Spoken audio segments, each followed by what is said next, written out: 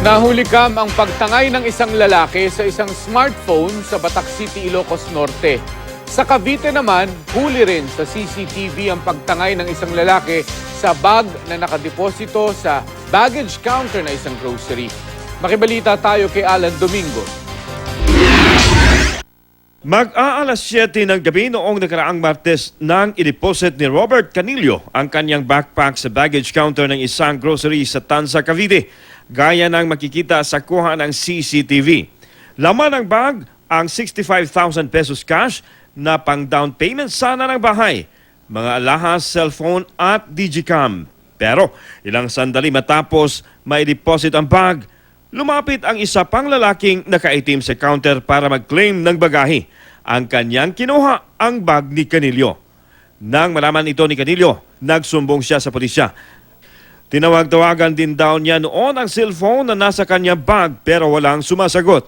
Kinabukasan, may sumagot sa telepono at nagkasundo daw silang magkita pero hindi ito natuloy.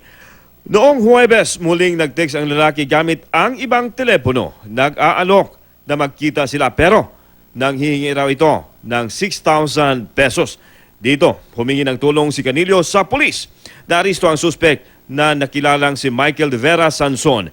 Nabawi sa kanya ang digicam, bracelet at ibang dokumento. Pero wala na ang pera, ibang alahas at cellphone ni Canillo. Inamin ni Sanson na kinuha niya ang bag sabay hingi ng tawad kay Canillo.